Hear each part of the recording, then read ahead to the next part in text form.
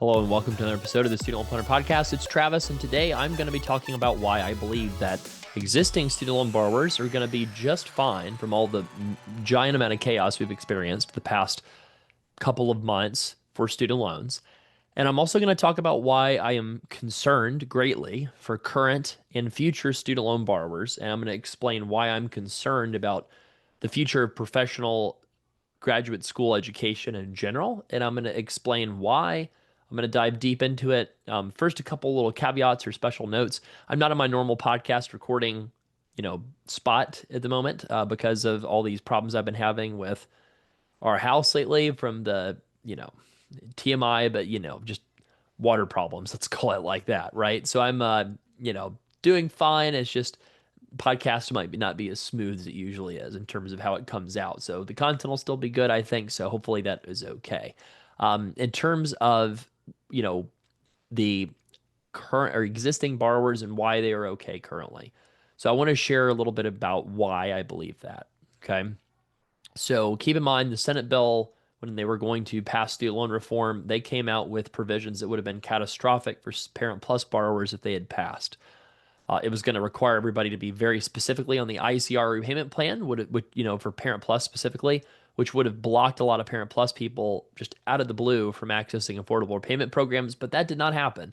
They made it so that, basically everybody just needs to sign up for something by July 2028. Technically, they're bumping that deadline up, I think, to 2027 if you want to sign up for something besides IBR. But then in 2028, everybody gets moved to either the RAP plan or the IBR plan as a backup option if you're not eligible for RAP. Specifically, this we think applies to Parent Plus and people who ever had a Parent Plus. They would just get moved automatically to IBR as of July 2028. So for existing borrowers, you're going to have access to the following options, right? If you're a new borrower as of 2014, you keep your access to new IBR. So no changes there. If you are a borrower before October 2007, you're retaining access to the old IBR plan. No changes there, except of course you're losing save, which is much better than old IBR. But you also have the option to use the RAP plan in the future, which is 10% of AGI. Not as good as the save plan in terms of the payment, but it is still potentially a little bit lower than the old IBR plan. So you do have some options, even if you're a borrower before October 2007. And if you're a borrower in between October 2007 and July 2014, a new borrower, I mean, you took out your first loan during that time. Basically people who were, sort of into 2000s dad rock up to people that might have been into, is it Chance the Rapper or something like that? I don't know, like whatever the top musicians were like during college from like 2008 to like fall of like, um, fall of like 2013, basically. Like those entering classes, right? Whatever the top musicians were. T-Pain, maybe. I guess he was big in the touring, you know, market at that time. Anyways, just having some fun, right? Think back to who are you listening to in college? If that artist would at all be classifying you as, oh wow, you're definitely in your 30s, then you're in this pay cohort. And the pay cohort is basically a group of people that borrowed again for their first loan in October 2007 to July 2014. And those folks are the only folks out of existing borrowers that are getting kind of treated unfairly, you could say, because that group of borrowers is losing access to the pay-as-you-earn plan and getting given choice between the RAP plan or the old IBR plan. The problem with the pay-as-you-earn plan transition, or I guess maybe it's not a problem, maybe I'll say the positives of the pay-as-you-earn transition, is if you're enrolled in pay-as-you-earn, you don't get kicked off of pay-as-you-earn until July 2028, unless a court, specifically the 8th Circuit Court of Appeals, that's been sitting on this save plan ruling forever. I don't know what they do over there, but they have not made a ruling still after months and months and months. Unless they come out and say all ICR derived plans such as save are illegal and everybody's going to move to IBR, unless the court comes out and says that anytime soon, somebody on pay as you earn can stick to pay as you earn all the way until July 2028. Now, again, that's the only category of borrower that's getting majorly messed up. And I say majorly messed up, technically going from 10% of income to 15% of income, 20 years until forgiveness to 25 years until forgiveness, that would really be equivalent to a major tax increase. That's really what it is. Going from 10% tax rate on your student loan from your student loans to a 15% quote unquote tax rate on your from your student loans, that is significant. That is a 5% higher rate. At the same time, such tax increases are somewhat in the world of normal. And that's not kind of a tax increase that would be completely, bonkers to actually have that happen across the board. It's not fun at all. Don't get me wrong. Nobody wants to pay 15% of their income when they could pay 10. But keep in mind that tax is also on only your income if you file taxes as married filing separate. So that's not a same thing as a 5% tax rate increase on your entire household income. It's only on your income if you're a borrower and you file taxes separately. So thinking about this, existing borrowers mostly are okay, right? Now, when I say existing borrowers, what I mean by that is people who are already done borrowing. Now, I want to talk about a different category of borrower who is a current borrower who's actively currently borrowing. So, if you are actively borrowing, you can finish up, if you're an active student as of July 2026, you can finish up to 3 years of borrowing after that date. So that's helpful. That's very valuable and it's important. Otherwise, everybody at NYU Dental School's got to drop out. I'm just kidding, joking around here a little bit, trying to make some positive, light of a tough situation. But the good news is, somebody needs to borrow 150K to 200K a year in some cases, the extreme cases, right, with dental school or dental residencies. But, still with medical school, 100 to 150K a year is not uncommon. Vet school, same thing. Some of the most expensive vet schools, 100K total borrowing a year. Those folks can at least finish out their course of study. If you're a, existing student as of July 2026, I would anticipate a lot of grad schools are going to get funny with accounting and they're going to enroll a bunch of people in June 30th, 2026 to try to enable those people to borrow for 3 years instead of just be cut off from grad plus. But that's for next fall's season, not to something to worry about right now. So for people who are currently borrowing as of right now, right? If you're currently borrowing as of right now, those folks are going to get, if you borrow at all after July 2026, you're going to get cut off from anything but the RAP plan, especially if you consolidate it all together. If you think about the risk of getting cut off from everything but the RAP plan, the risk is not insignificant because you go from potentially being eligible for something like the new IBR plan, which is 10% of discretionary income, which is much lower than 10% of AGI with the RAP plan. You're also going from 20 years till forgiveness to 30 years till forgiveness. So it's an entire decade longer in debt if you borrow after July 2026, if your debt to income ratio is very high. So what I'm concerned about is a lot of people are going to take out the maximum loans. They're going to do what they have to do to get their degrees, which if you're at a really expensive professional graduate school, you're just going to borrow the max because that's what is the sanest thing to do versus dropping out or transferring, honestly, right? But the consequence of that is instead of being in debt for 20 years, you're in debt for 30 years. That's not good because a lot of the pay borrowers I run into over the years, a lot of them, or new IBR, a lot of them come to us when they're already 5 years in and then they look at their loan situation and they think, oh, wow, I'm only 15 years away from being done with this because I'm going for forgiveness. And isn't this great? I'm already a good way of the way into being finished. A lot of people, on a pay plan, once they realize they're on pay or new IBR, a lot of those folks are effectively on the equivalent of a 15-year mortgage in some ways because they've already got a few years of credit baked in and they're making progress to paying their loans back through forgiveness, and they're not that far away from being done.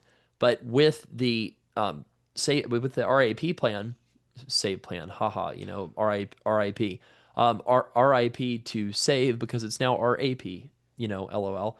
So the RAP plan, 30 years, that's a long time. And so even if you were, a few years into having credit for that plan, a lot of people are going to look at that 25 more years if they're 5 years into RAP or 28 more years after they come to us after 2 years of being in repayment, and they're going to think, oh my gosh, do I really want to be in debt almost 30 years or straight up 30 years? Like, is that something I really want to do?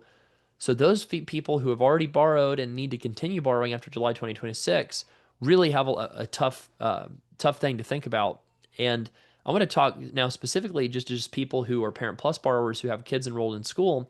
We think that, and again, I might have to correct myself, but we think that Parent Plus grandfathering clause exists where if you have kids in school, you can continue borrowing for the 3 years after the July 2026 date. But it's very clear that if you have Parent Plus loans, if you consolidate after July 2026, those loans are an accepted consolidation loan and they will not have access to the income-based repayment plan or the RAP plan. So that means if you have a lot of Parent Plus loans and you go borrow after July 2026 for kids that are currently in school, those loans will not have access to any affordable IDR plan whatsoever. That is not a good thing. That is a big problem because here's what the problem sets up. Let's say you've got 200,000 of Parent Plus loans already, and you're, let's say a teacher making a modest income. Let's say you've got a child who is a freshman going into the freshman year this fall, and you're borrowing max Parent Plus loans for that freshman. You're going to take out 50K. So now your 200 becomes 250 at the end of this 2020 or end 2026 academic year. So if you go and turn around and borrow after July 2026 and you haven't consolidated anything, you're effectively cut off from any affordable IDR option whatsoever, which also means no PSLF whatsoever if you're borrowing after that July 2026 sort of quote unquote drop dead date, right? If you borrow after that date, you could be in deep trouble. The government's going to give you the loans and it's going to allow you to finish out your program and give you the loans to do so for your child, but you might not be able to actually afford the payments at all, which would do nothing but set thousands or probably tens of thousands or even hundreds of thousands of Parent Plus loan borrowers up for default because that would be the only option. If you have 250,000 of loans and you're a teacher making 65,000 a year and your payments are $2,500 a month, that's not going to be affordable no matter what you do. So that's what I'm concerned about for current borrowers. Now, for future borrowers, the concerns are even higher. And the reason is your loan limits are going to be so low. So the loan limits are capped at only 50K per year for professional school. So that 50K limit, of course, is a per year limit, aggregate limit 200K. So if you're a law student, you're borrowing for 3 years, your real cap is basically about 150K. That's not enough to go to anything but a public school, probably. Now, you might say, oh, well, that's not that bad, but it is because there's a lot of private law schools around the country, and a lot of them will have to close if people can't get the funds to go to the institution. And outside of the top ranked private law schools, a lot of those other law schools are not going to be able to fill their classes with these new loan limits. Same thing for pharmacy schools. Pharmacy schools have actually tripled since the introduction of Grad Plus, the number of them. And the applications for pharmacy school didn't really change all that much. It's always been around 10 to 15,000 applicants per year. But what happened is because all the new pharmacy schools opened up, the acceptance rate went from 35 to 40% to like 85%, where everybody was getting into pharmacy school somewhere that wanted to. And Grad Plus was, enabling factor in allowing anybody who wanted to go to pharmacy school to take those loans out and borrow the maximum. Well, that's going to go away. So no one in their right mind would borrow 300,000 of pharmacy school loans if they had to pay it back on an income that was expected to be $120,000 a year. Most people would not do that, and most banks would not underwrite that. So that means that only the lower cost programs could continue to survive. Those lower cost programs are going to have hard caps on their payment or on their class sizes. They won't be able to accept everybody that applies. So that means the number of pharmacy schools could very easily get cut in half or worse in a very short amount of time. Now, when do I think all this happens? I do think that some of these schools will wisely, I mean, wisely from their perspective, but smartly from their perspective, enroll people like June of 2026 to allow them to be a student by July 2026, which will allow them to borrow for 3 calendar years effectively. And then that final fourth year, if there is a fourth year for their programs, they might have to take out a private loan for that final year, but that would probably be doable at that point. And the only option for the student, that's the only option that makes sense, is when you have that much in loans, just to finish at all costs for the year 4. They could even strategically, the schools could overcharge in years 1, 2, and 3, and then drastically cut their pricing in year 4 so that people would be able to get a private loan to finish it. Or maybe the school would take out a private loan to enable people to get the degree so that people would be able to pay them back, and so that their default rate wouldn't be super high. But even so, I am hearing rumors of mass layoffs occurring or mass resignations occurring at least one university that I know of. I don't want to say the name of it, but I think that there's going to be a lot more, and the writing is going to be on the wall for a lot of these universities that have a lot of medical and professional school students that are producing the higher debt to income ratios out there, especially ones in more expensive areas of the country like your New Yorks, your Californias, in some cases, other states as well that have very high cost of livings where, previously with Grad Plus, you might be able to borrow 30 or 40,000 of living expenses, even if you're in dental school in California. But with these new loan limits, you will not be able to do that because you'd have nothing left over to borrow for tuition at all if you borrow that much for living expenses. So for future students going to graduate or professional school, my anticipation is starting in 2026 of the fall, there's going to be a huge earth-shattering change in enrollments that are accepted, and it's going to depend on the school. If the schools are aware of that July 2026 date, they're going to try to enroll people early to try to take advantage of those 3 years of borrowing unlimited loans. So the impact for the class entering in 2026 in the fall might be mitigated by that, self-interested behavior by the schools trying to get people enrolled before that date so they can get higher loan limits. So that means the full impact would be felt July 2027, where everybody would know emphatically that there are no unlimited loans allowed to be borrowed for graduate and professional school. That's when the classes entering will drastically shrink. And that is when you might start seeing really extreme layoffs in some programs that have expanded a ton during the era of Grad Plus and limited borrowing. Thank you for listening to this show. If you are not already getting our weekly newsletter every Thursday, you are missing out. We break down student loan news, updates, money tips, all in one helpful newsletter. Sign up for free at studentloanplanner.com/newsletter if you're not already getting these important weekly updates on every Thursday. So, I am pretty nervous about this. For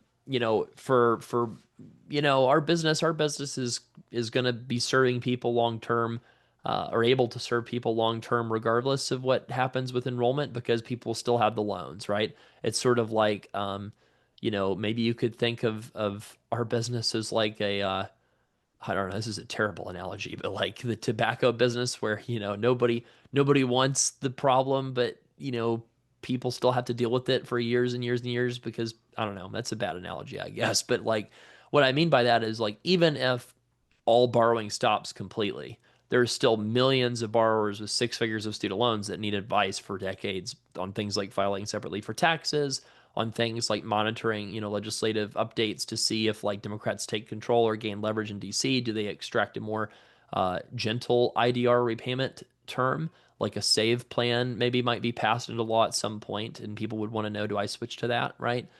So there will be, needs that existing borrowers have for quite some time that need to be fulfilled in terms of the advice giving. Hopefully, I guess you believe me that I don't have to be I'm not coming at this because of a self-interested financial reason of, oh gosh, I wish there was, gazillions more super high unlimited debt borrowers being produced every day. I do think that there's a big problem with graduate and professional schools just ripping people off and charging people an arm and a leg just because the taxpayer and the US government enabled them to do that because they made this unlimited borrowing regime where everybody can take out whatever amount they want. That's good because it enables access to higher education for people from all socioeconomic backgrounds, which is a positive. But the negative is they did so in the absence of all regulation. So they said, hey, schools, charge whatever you want. There's no restrictions. We're not even going to question you whatsoever. And then you get behavior like, dental schools charging people $150,000 a year. It's just because there was no regulation. The schools saw an opportunity. They profited off of it, right? So that's not good. I know that things have to change. I know things have to be different, and I know this current loan system cannot last. It's not sustainable. So I always knew that it was never going to last forever this way. But I am kind of surprised at how quickly it's changing and how fast these changes are going to be made. Keep in mind that the Republicans will still have control of the White House and Congress in the fall of 2026. The elections for the midterms, don't actually result in any, seats changing until early 2027 in January, right? So that's past that fall borrowing semester. And, so the earliest that you might see any leverage to change the borrowing limits would be in mid 2027. At that point, any schools that get left behind on the strategic mass enrolling of students before that July 2026 deadline, those schools would be immediately impacted and enrollment would crash, right? I mean, think about it. In the absence of being able to borrow more than $50,000, you have to borrow 30 or 40K a year in a high cost of living area just to have living expenses. And so then how will you cover 40 to 60K a year of professional school tuition if you also need to live? You literally cannot. You might be able to live at home and, have very little living expenses while only borrowing for tuition.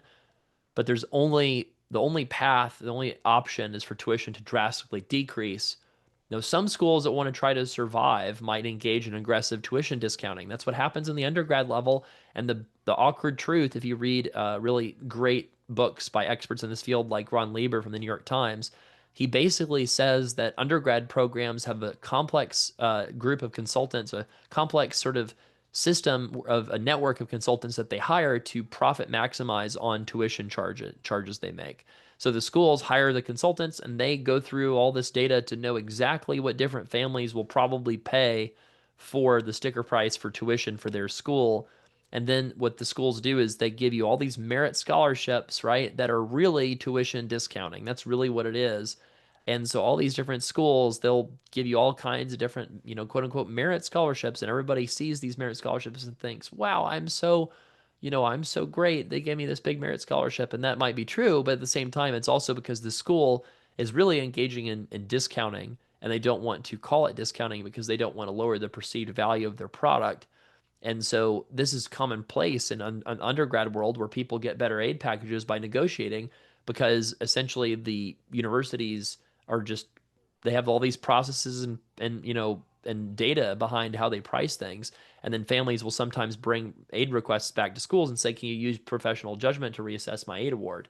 When you do that, you're using special language that triggers like them to know that you know how the game is played. And then oftentimes you get a big discount on tuition when you ask that simple question at the undergrad level. We had somebody that used to write for our website that asked that question to an aid officer, and they gave him a $5,000 per year discount on the tuition just because he asked. So that happens at the undergrad level quite frequently. When I was in undergrad graduating, we had a lot of friends. I had a lot of friends that were going into law school. Some of the higher tier law schools, or not the highest tier, those law schools pretty much don't negotiate on price, but a lot of the lower ranked schools would engage in really heavy tuition discounting or even allowing people to go for free. And it was all this very complex game of maximizing the US news rankings and trying to yield the best LSAT scores to get the highest ROI on the school's name and brand, right? And so that was really pretty much only done by law schools at the time. And I haven't really seen a whole lot of evidence of tuition discounting at the graduate or professional school level in the past several years, just because Grad Plus has been so embedded in the market for so long now. It did take a few years for schools to react to Grad Plus to introduce new school programs like pharmacy schools. The number didn't double until about 3 or 4 years after Grad Plus got introduced, and it didn't triple the number of schools until maybe like 10-ish years after Grad Plus. So it takes time for these things to happen. It takes time for schools to be like, "Oh wow, I messed this up," or "Oh wow, we could do this," or "Oh wow, we're in big trouble in a couple of years with our budget. We need to fix it by, planning layoffs this next year." So these things will take time to develop. And I predict that medicine is not going to be too impacted by this. Reason being is medical residencies are already mostly determined by Medicare funding. And so you haven't seen a mass explosion of medical schools because you can only produce as many doctors as you have residency slots available. And that number hasn't changed all that much. So you've seen a limitation in the number of new, the number of new medical schools. Now, for other schools, though, I think we're going to see some dramatic impacts on schools and the labor markets for every other medical related profession that requires a graduate degree to practice. And, even, law schools and other professional schools as well. I think there's just going to be a major labor supply shock in the next 5 years or so if this law doesn't change, where you're going to see way fewer new physical therapists, way fewer new dentists, way fewer new pharmacists, way fewer new veterinarians. And what's going to happen over time is those fewer numbers of applicants is going to probably weaken some of these big private equity type groups that are buying up all these practices and buying up all these businesses that rely on a steady supply of cheap, new grad labor that has lots of debt, who's really worried and wants a stable paycheck. That their business models are going to be pretty threatened by this, I think. And then also people that are existing practitioners, their incomes are going to go up because you have limited supply, and price and incomes are determined by supply and demand. How many people are able and willing to work? What is the demand for those services? If demand doesn't change all that much, or if demand slightly goes up and the supply, significantly decreases, right? Which if you think about too, the stock market right now in the moment, things are doing pretty well. If the stock market keeps doing pretty well, and we don't have a bad recession or anything, you might continue to see a steady stream of older folks retire because they're not worried about, their nest egg. And so then you have even more of a supply crunch, and that means even more higher wages for existing practitioners. So these are not things that you need to worry about right away. Nothing happens in terms of deadlines until July 2026, and that's only really affecting Parent Plus folks or people who have ever had Parent Plus. You need to be consolidated by that date if you want access to other repayment options, that are income-driven repayment options that might be available. Other people might have a deadline of July 2027 where you might need to switch into a plan if it's not the IBR plan. We're still waiting more details on that, but right now it looks like pay. If you want pay, you have to sign up by July 2027, but it's kind of a weird thing to say because you'd get moved off of it in July 2028 anyway. And then you also probably need to be signed up for IBR by July 2028 if you want to do IBR and not the RAP plan, because our understanding right now is July 2028, everybody would get swept off of what they're onto RAP unless you're already pre-enrolled in IBR. And if that's, if you're not already enrolled in IBR and you get swept to RAP, what are the consequences? Well, you might pay an extra 5 years if you're on old IBR, or if you're eligible for new IBR, you might pay for an additional 10 years. So both of those things are not good at all, but it's not disastrous. And with good planning, pretty much everybody who's paying attention can save money. And transparently, that's why I think we're so busy right now, is because people are freaking out about the end of the save interest pause. I was a little bit too sort of kind of, you know, worried about it, for lack of a better word, myself early on, because we didn't have that clarity that they were going to continue the pause on payments as well. Not as well, but just, they're going to continue the pause on payments after August 1, even though the interest pause is ended August 1. So what that allows people to do is, if you're really broke and you don't have a lot of money, you can continue making no payments. It doesn't count for anything. You don't get any forgiveness credit, but at least you're not required to make immediate payments, right? And then everybody else just needs to get on something that counts for forgiveness. So, pay, if that's the only option, October 2007 to July 2014, new borrower, right? Past July 2014, new IBR, before October 2007, old IBR. You just want to get on one of those and know that you have to end up on IBR before July 2028, regardless if you want to be on that plan. And just know that, yeah, this is annoying, but all the rules that existed before this bill are the same pretty much as those that existed after. People that have less debt than their income need to pay their loans back. People that have more debt than their income, uh, well, if it's between 1 and 2 times debt to income ratio, you have an option. And then if it's more than 2 times debt to income ratio, you need to go for forgiveness. So people in that 1 to 2 times debt to income ratio, if you can afford to pay off your loans, it's probably preferable if you can afford it and you don't mind throwing a lot of extra money at it. But it is a choice, and it's a choice that you don't have to make alone, and it doesn't have to be a rushed choice. We are here for you if you need us. I will try to my best to do an episode where I actually listen, to some of the listener questions. I've been a little bit unable to do that lately because of how much sort of chaos has been happening with problems that we've been having in our house. But I will try to get to listener questions and do a listener mailbag episode soon. And if you do need a consult, know that we are actively trying to bring on more help to try to do more consult services for folks that want it. We are just sort of inundated at the moment because of just all the questions people have after the passage of this bill, plus the announcement of the end of the save interest forbearance. So if you need to get help, studentloanplanner.com/book. I hope we'll have some more slots available soon. And then if you need to pay back your loans because the interest subsidy on save has ended and it's time, there are some decent interest rates out there. In some places, I've seen low fives. Some of the advertised rates, I think, might even be in the fours, but I'm certainly seeing a decent amount of rates offered in the low fives. If you're saving at least 1% on your interest rate and you have rock solid finances, good emergency fund, good disability or term life insurance, you need to pay back your loans, you're ready to burn the bridge, crossing the Rubicon of converting it to a private loan and knowing that you have less protections, but you also have lower interest. If you need to do that, Student Loan Planner, I believe, still does have all the best cash bonuses with all the major national lenders. So you could see what you could qualify for with a soft credit check by going to studentloanplanner.com/refi and seeing what you could qualify for. Remember that a soft credit check does not negatively impact your credit. You only have a small ding on your credit when you do the hard credit check. If you get a great rate, you want to pursue it, and then that kind of effect reverses itself after a pretty short amount of time. So it's the only time you would not want to apply for a student loan refinance and a more at the same time. Or the only time you would be worried about the impact of a student loan refinance from a credit perspective would be like if you're also applying for a mortgage that week. Other than that, I wouldn't worry about it. It's just a good thing to get your interest rate down lower and pay off your loans faster. So studentloanplanner.com/refi if you need to do that. And thank you for following the Student Loan Planner podcast. We'll try to have a lot of original content, calming, positive thoughts on student loans and what's going on with student loans in the coming months and weeks. And thank you so much for following our show. Again, hopefully this is a blip on your radar that eventually you will be listening to true crime sooner than you think, because you will be graduated from this show and you'll be listening to the Financially Free Era podcast by SLP Wealth instead, learning about all these great tax breaks and wealth building strategies and fun things you can do with your money that are not paying down student loans.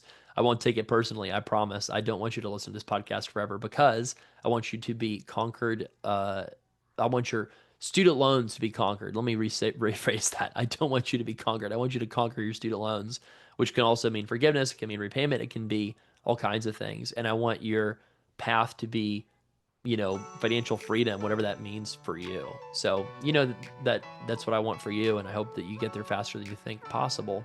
And hopefully we can maybe help you be a part of that journey if you need us for, student loan consulting or financial planning or any of the services we provide. So thanks for following Student Loan Planner. Have a great rest of your week.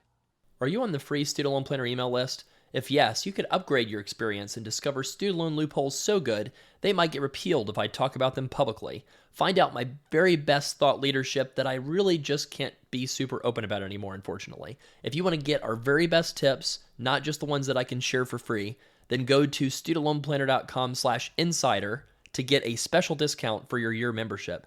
That's studentloanplanner.com/insider and get our very best dozens of bonus content and tips that's going to save you money and get you out of student debt faster. And if you're already an SLP insider, please reply back to those emails and let me know how I can make it even more valuable.